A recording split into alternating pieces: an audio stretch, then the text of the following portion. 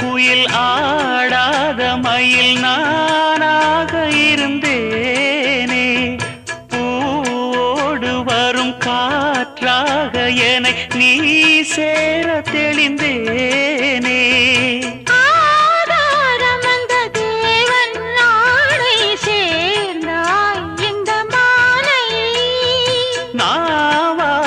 ருசித்தேனே தேனை தேர்ந்தேன் இன்று நானே.